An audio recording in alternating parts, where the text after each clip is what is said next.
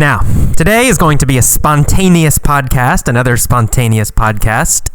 That means I will talk, not read at all. I'll just be talking and talking.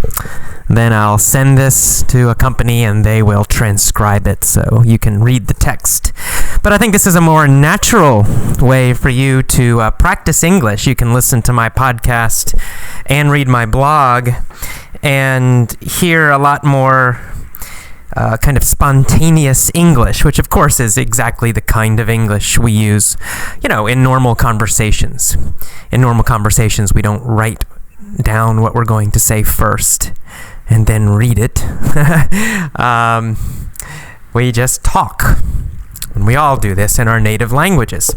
And the thing is that this kind of spontaneous speech, spontaneous language, is quite different than the language we find in textbooks. It's the same in Spanish. I struggle with this, with Spanish, because most of the Spanish I find, unfortunately, is not spontaneous. It's not really natural conversational Spanish. Most of the Spanish I can find, it's either books, from books, and like audio books, for example, or audio articles. So someone has written an article first, and then they're reading it.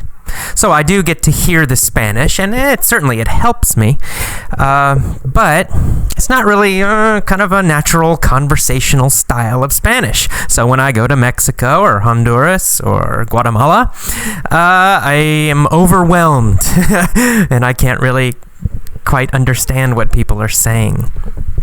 Another problem I have, this maybe is just me, maybe just my personal problem, but I get bored with the more formal kinds of Spanish, these articles that I've listened to, for example, from a magazine. Now, in the beginning, this audio magazine, I liked it, and it was interesting enough. It was okay, but I've gotten bored with it. I'm kind of sick of it. I want something new and different. I'd like something a little more funny, something more like our mini stories, in fact. But so far, I can't find any recorded mini stories in Spanish. They're hard to find. Maybe they don't exist. As far as I know, they don't exist. And that's unfortunate, because I would like to use the effortless system with Spanish. But, oh well. So, my best thing I can do then is just try to help you all, my students, and I'll try to help you at least learn spontaneous, real, fluent, conversational English, both with my lessons, mini story lessons especially, and also with this podcast and the blog text. So today, what am I going to talk about? Today I want to talk about motorcycles. And in fact, I want to talk about a scary experience I had yesterday. A pretty terrible experience. Just this week, the beginning of this week, my friend and I, Todd is my friend's name, we bought motorcycles. Now, I've been wanting a motorcycle for a long time. When I lived in Thailand, in Bangkok, I actually had a motorcycle, and I drove around Bangkok. I learned to ride the motorcycle in Bangkok, which is kind of a crazy place to learn because Bangkok has just horrible traffic. Anyone who's been to Bangkok knows what I'm talking about. Well, anyway, I moved here to San Francisco, and I just walk. I don't have a car here. I just walk everywhere, but I decided, I'd like to get a motorcycle again. I really enjoyed it when I was in Thailand, and it would be helpful and useful here in the city. I don't want a car. It's too hard to park the car and too expensive. So anyway, I finally decided to get a Suzuki SV650, which is a kind of a middle-sized motorcycle in the United States. Well, my friend Todd, he drove me to go get a motorcycle. He went with me, and he decided to also get a motorcycle. In fact, he also got a Suzuki SV650. Now, the problem is, Todd and I are quite different in personality. And when he bought the motorcycle, actually, I was a little worried because Todd's personality and his driving style are not so safe.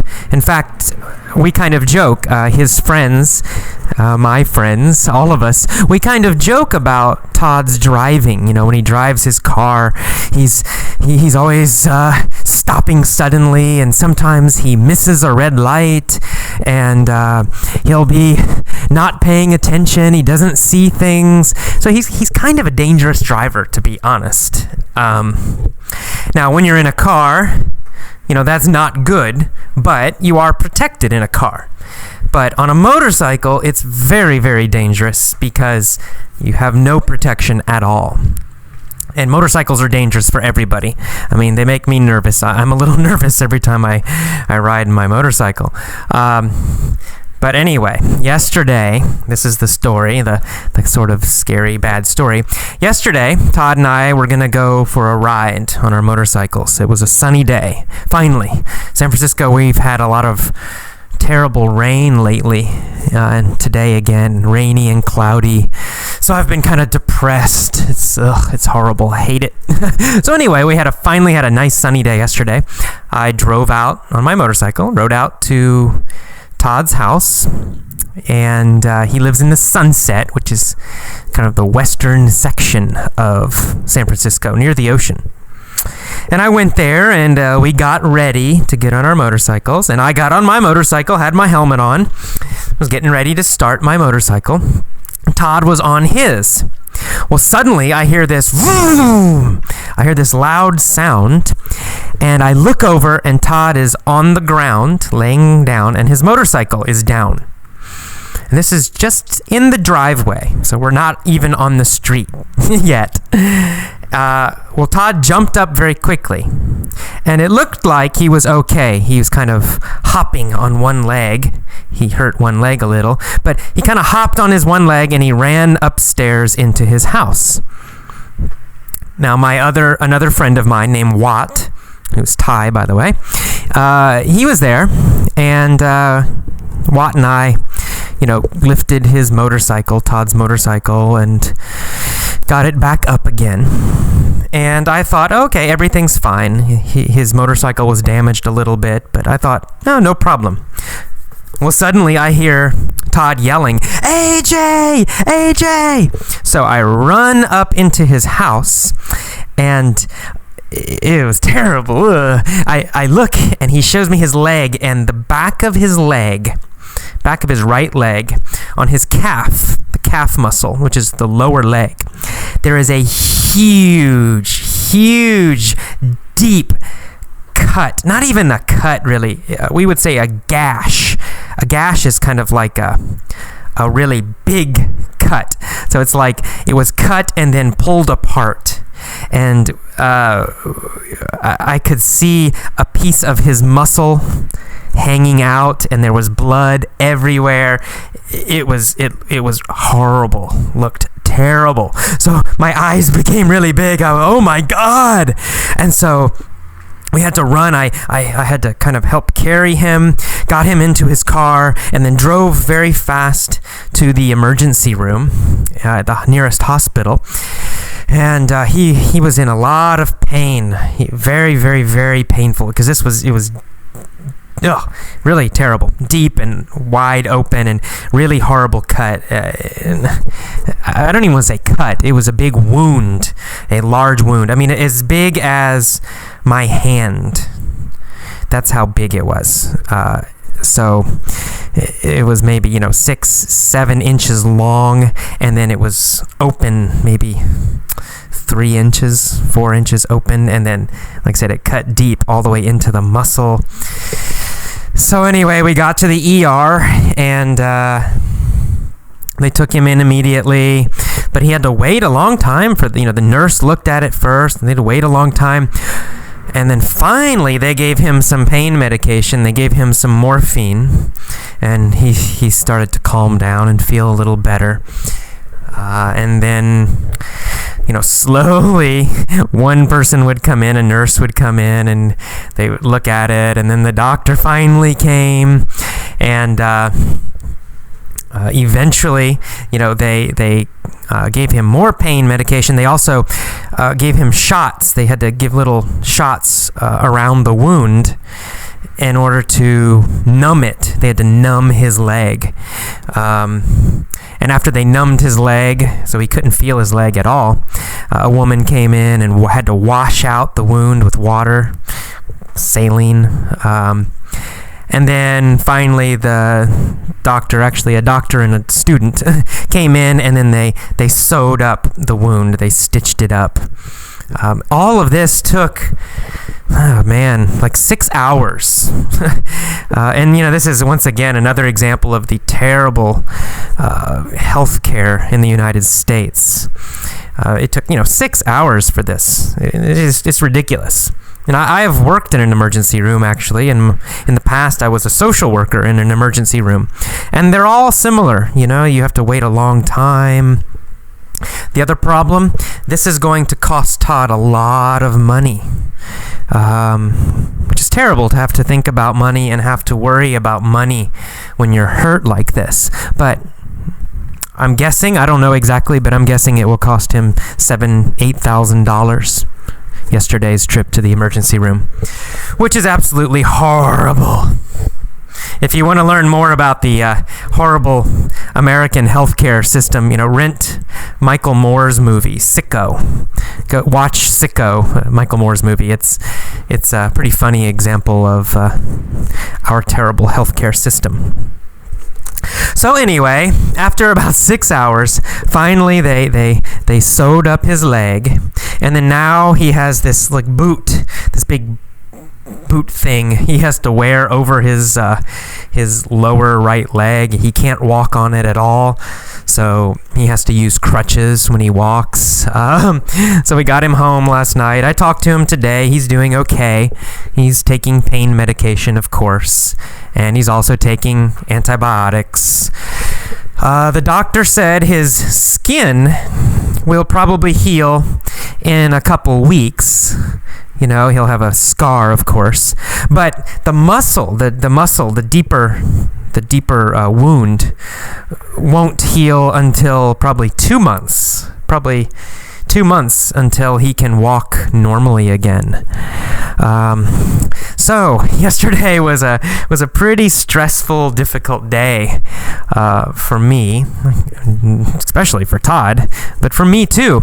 And coming home then last night from Todd's house, I was really nervous on my motorcycle because, Todd's crash was not so terrible.